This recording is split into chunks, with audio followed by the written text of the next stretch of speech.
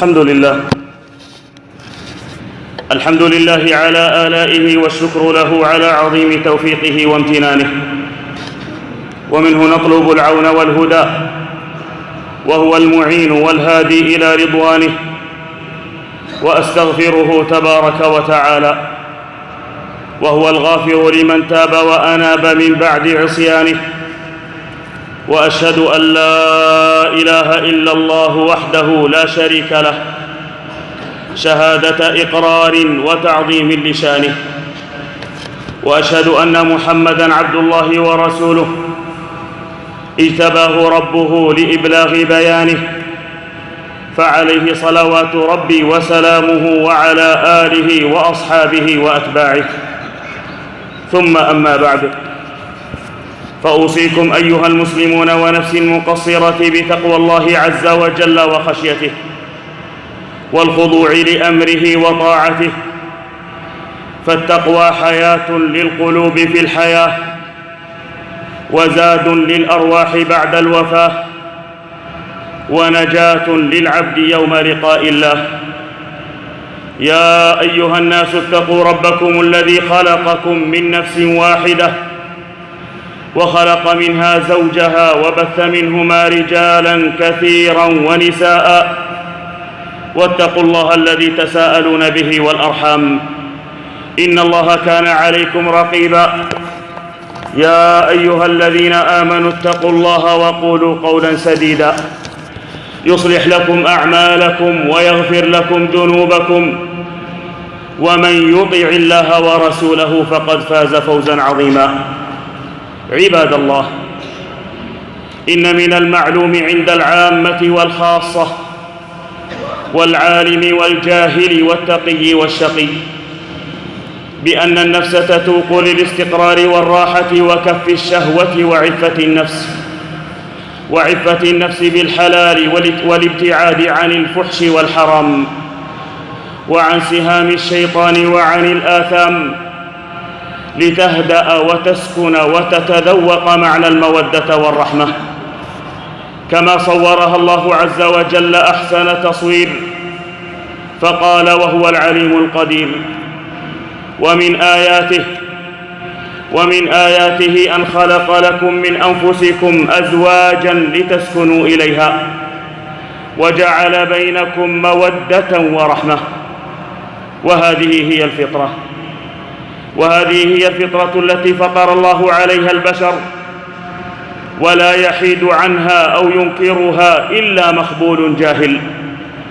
فطرة الله التي فطر الناس عليها، لا تبديل لخلق الله، ذلك الدين القيم، ولكن أكثر الناس لا يعلمون. وهذا أمر دعا إليه نبي هذه الأمة في غير ما مقام وأكثر من مناسبة، حتى جعل قاعدة لحفظ الجيل من حبائل الشهوة ونوازع الرغبة. فقال عليه الصلاة والسلام مخاطبا الشباب: من استطاع منكم الباءة فليتزوج، ومن لم يستطع فعليه بالصوم فإنه له وجاء.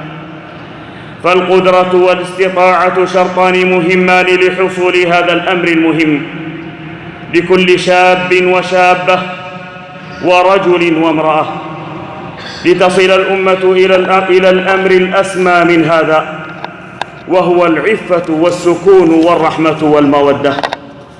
فيا أيها الأب، ويا أيتها الأم، ويا أيها الأخ، ويا أيها الولي، ويا أيها الشاب، ويا أيتها الشابة، سأنيخ مطيتي لدقائق لأنزل حمولتها في سطور، فأمسك الخطام وتفطن للكلام. شباب اليوم إلا من شاء الله، هل يقدرون على الباءة في هذا الزمان؟ نغالط إن قلنا نعم، فلماذا؟ خذ إليك مهور عالية، وقصور غالية، وطلبات توصل الراغب إلى الهاوية. حفلة للخطوبة وحفلة واستراحة لعقد الملكة وقصر بشروط خاصة لليلة الزفاف وفرقة، ومزينة بعد محنية لتكمل الطبخة، ومغنية ناعقة بمبلغ وقدره دلتهم عليها الجارة، وهدية مخصصة للسمية والجدة، وكذلك مثلها للخال والخالة، ونسخ لأغاني تسير عليها العروس على ما يسموه بالمنصة، ومن ثم سفرة للخارج تسبق أو تعقب الدخلة. وحدث ولا حرج، فقد رأى الناس في هذا أعجب العجب، والسبب في هذا عندي وعند غيري هو التقليد البليد، ومن أجل أن يقول الناس وقال الناس فيا لله أبعد هذا نستغرب لماذا نزعت البركة من العشرة بين الأزواج، متناسين قول الحبيب صلى الله عليه وسلم: إن من يمن المرأة تيسير خطوبتها وتيسير صداقها وتيسير رحمها. والبركة إنما نزعت إلا لما يحصل من الآثام والإسراف والوقوع في كثير من المنكر في أغلب الأفراح إلا ما رحم الله، فنسأل الله العفو والرحمة والهدى. أعوذ بالله من الشيطان الرجيم. وما آتاكم الرسول فخذوه وما نهاكم عنه فانتهوا واتقوا الله. بارك الله لي ولكم في القرآن العظيم وبهدي سيد المرسلين. أقول ما تسمعون وأستغفر الله العظيم لي ولكم ولسائر المسلمين من كل ذنب فاستغفروه إنه هو الغفور الرحيم.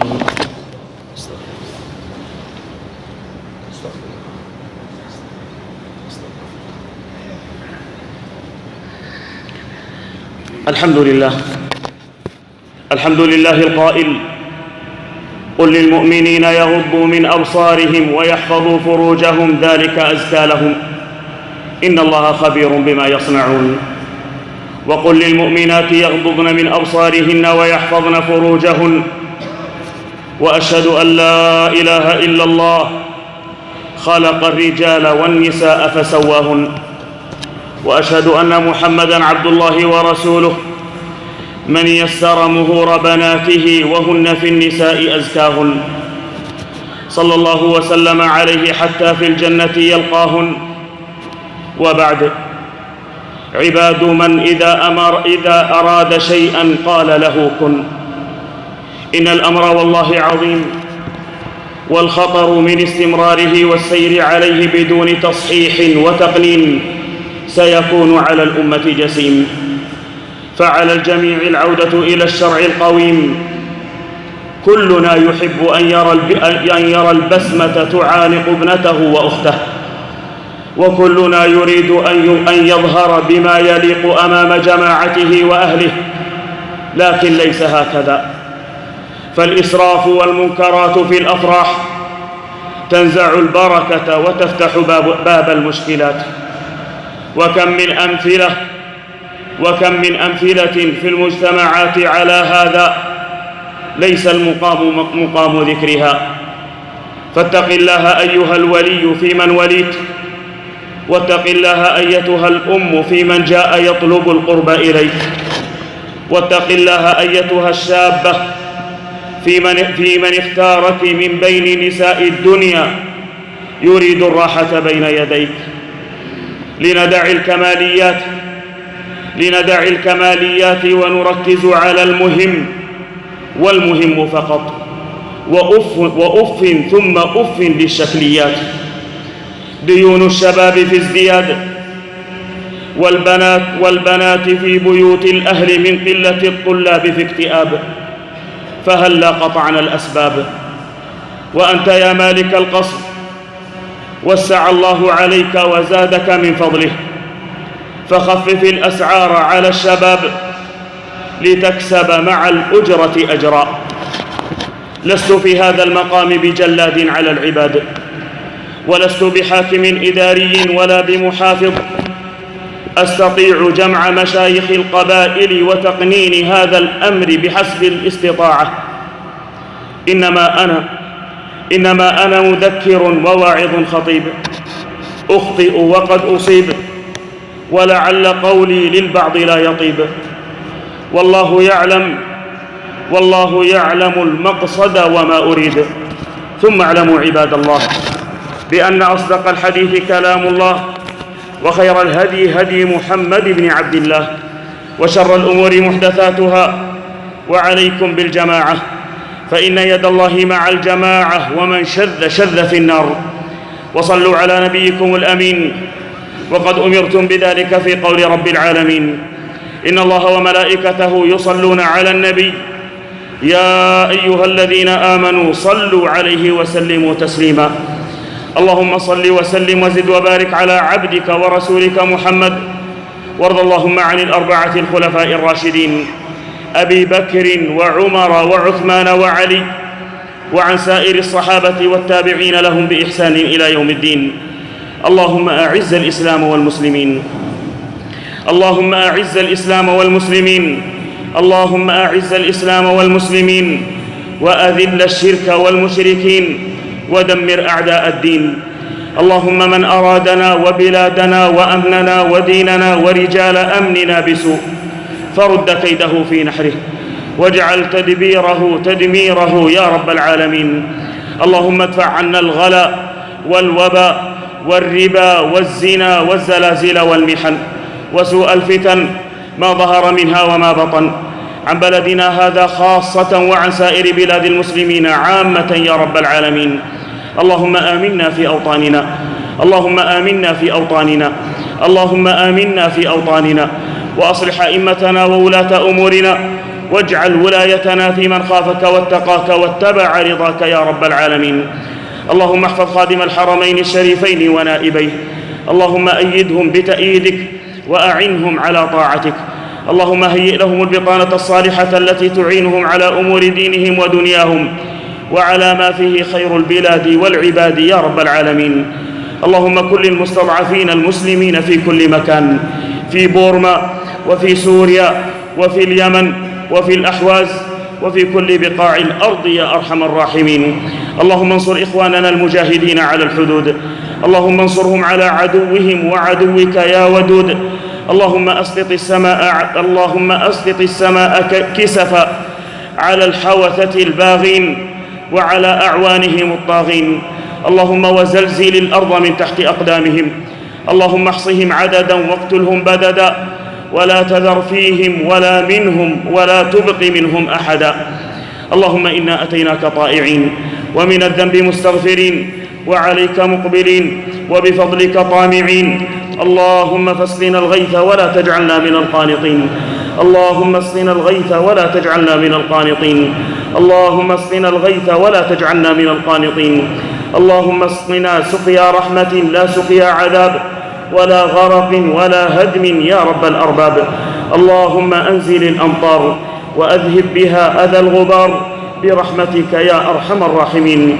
عباد الله، إن الله يأمر بالعدل والإحسان وإيتاء ذي القربى، وينهى عن الفحشاء والمنكر والبغي، يعظكم لعلكم تذكرون. فأوفوا بعهد الله إذا عاهدتم، ولا تنقضوا الأيمان بعد توكيدها، وقد جعلتم الله عليكم كفيلا، إن الله يعلم ما تفعلون. فاذكروا الله العظيم الجليل الكريم يذكركم، واشكروه على نعمه يزدكم، ولذكر الله أكبر، والله يعلم ما تصنعون.